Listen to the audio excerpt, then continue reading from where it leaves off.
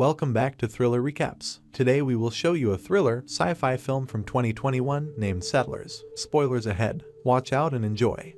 It's an ordinary day on Mars. From a space base, Ilsa, Riza and their daughter Rami see the stars in the sky. She spots one in particular, bigger and brighter than any other. She knows it's not a moon, so deduces it's the Earth, thousands of miles away from them. The family spends their days doing manual labor in the base, trying to survive the planet's arid environment with few resources, but with the facility of having terraformed at least a portion of the region, which allows them to walk freely in the open. A time cut shows Ilsa calling Rami, who is running away to look for her lost father in the vastness of the horizon. A few hours later, Rami and her mother have a math class but are interrupted by the sudden appearance of Riza, who looks agitated after his reconnaissance trip. Still, he goes to wish a happy night to his daughter, who knows that her suspicions of strangers nearby are real. Riza tries to calm her down by telling her that they are the only humans on the planet, but the girl doubts his words. At a late-night family meeting, Rami asks her father if he has ever seen animals, along with the reasons why they went all the way to Mars. Riza just says that he haven't seen any animals, that Earth isn't like it used to be, and that someday, the red planet will be just as good as their former home.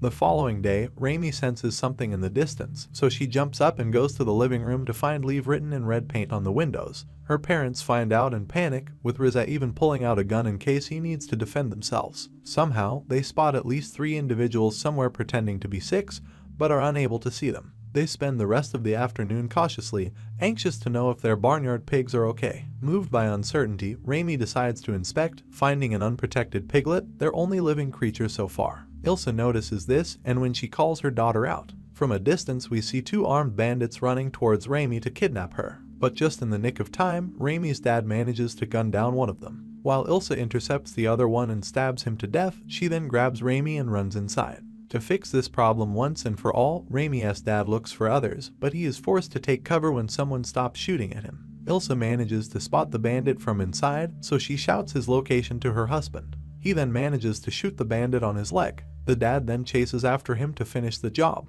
Ilsa scavenges for weapons from the dead bandits. Rami notices that among the 2 corpses, one is of a young girl. But there is no time to reflect on that, as Ilsa and Rami quickly lock themselves inside the safety of the shelter. They hide away from the windows, laying low, waiting for Rami's dad to return. Ilsa embraces Rami as the 2 spend the night in fear. On daybreak, Ilsa is still paranoid. She carries a knife around the house. There is a noise outside the window, but Ilsa is relieved that it's only caused by Rami's pet pig. But this momentary relief quickly turns to dread as Ilsa turns to find the bandit inside pointing a gun at her. He is the same guy who was shot in the leg by Rami's dad, but him being here implies that Rami's dad is no more. Surprisingly, he is not a wild savage as we were led to believe. He calmly introduces himself as Jerry, and he is surprisingly soft-spoken, yet his composed demeanor makes him even more terrifying. Jerry the intruder makes a shocking revelation. He says that he is only reclaiming his rightful home as it belonged to his parents. Riza's family probably killed them for this house. Despite all this, Jerry forgoes his vengeance and offers them to stay. However, Ilsa takes Rami in arms and rushes outside.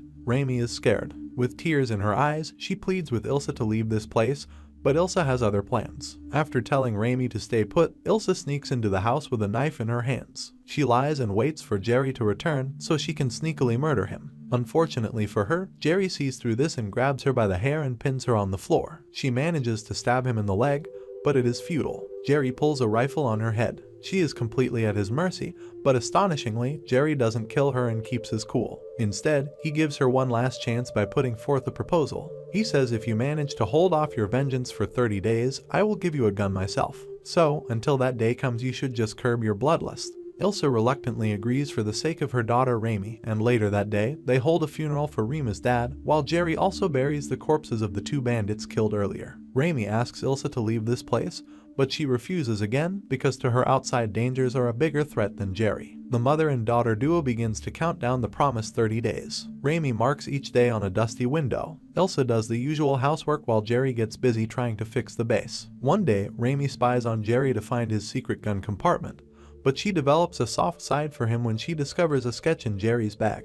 It's of the bandit girl who was killed by Rami's parents, but her mind gets totally distracted when she finds a mask that will allow her to survive the extremely harsh Martian climate. This reignites her passion for going on an adventure outside, but nothing comes of it. Around the same time, her dull life is brightened by a cute robot found in the storeroom. Raimi makes friends with it and names it Steve. As the days pass, Raimi and Ilsa's hate for Jerry lessens. Ilsa finally tells Jerry what happened to his parents. Ilsa and her husband were stranded on Mars and Jerry's father took them in. At that point, Jerry's mom was already dead. Ilsa and her husband lived together peacefully with Jerry's dad for a while, until Jerry's dad found out that Ilsa and her husband are immigrants from Earth. So he put a rifle on their faces and demanded them to leave. But since Ilsa was 7 months pregnant at the time, she proceeded to slit Jerry's father's throat, so that her baby may survive. Ilsa then warns Jerry that he wouldn't hesitate to slit his throat too for Raimi. Surprisingly, Jerry does not hold any grudges. He just says, "You assume a lot about me. I would have never returned to the settlement unless I had to. All the Martian cities have already been destroyed. We are getting closer to the 30th, the promised day." But Ilsa and Jerry have now started getting intimate with each other, despite how immoral it may be.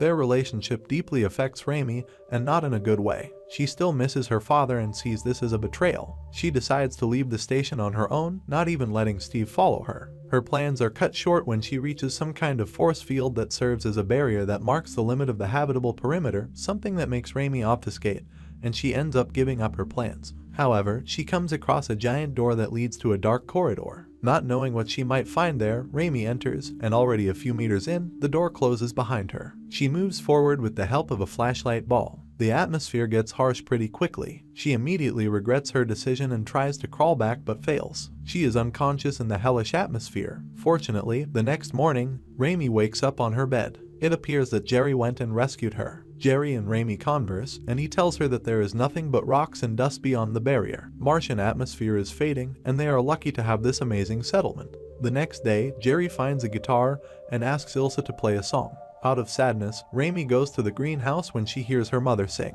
In there, she confesses to her mother that she hates her for faking everything is okay. Finally, the promised day has arrived. The 30 days are up. Jerry gives a pistol to Ilsa, turns his back, and walks out just as promised. Little Raimi is watching him. Jerry is quite sure that Ilsa has come around with her opinion of him, but to his surprise, Ilsa pulls the gun on him, and without wasting much time she pulls the trigger with an intent to kill. But what's this? The gun doesn't fire. The magazine is empty. This was merely a test set up by Jerry, and Ilsa has failed. Ilsa rushes to grab a knife from the kitchen, and Jerry follows to stop her. But this quarrel ends with Ilsa dead and Jerry injured. Terror consumes little Raimi. Her worst nightmare has come to pass. She is now left alone with the man who killed both of her parents. Raimi runs with all her might, but Jerry manages to catch up. He holds her and begs for her to stay. Being a child, Raimi has no choice but to stay. Years go by. Raimi has grown into a beautiful young girl. In addition to that, some drastic changes relating to her attitude towards Jerry. She has now mastered the way of running the settlement.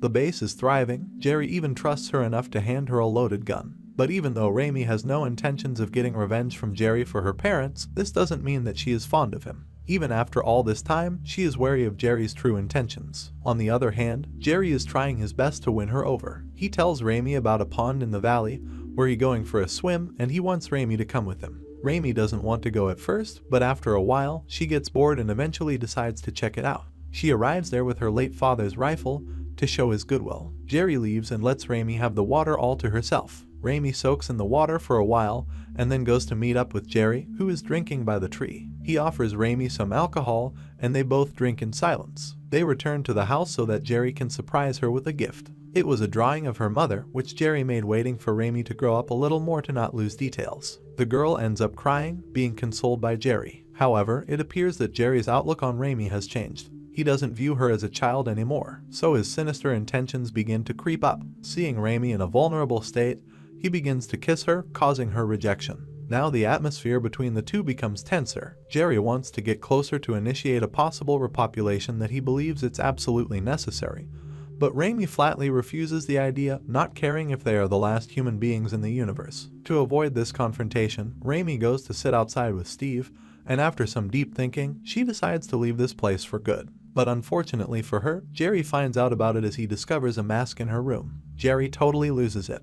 He snatches the masks and starts going outside to destroy them. Raimi chases him, pleading him to give it back, while Jerry angrily starts spewing stuff like, "I did all this for you, and you should just accept me since I am the last guy on this planet."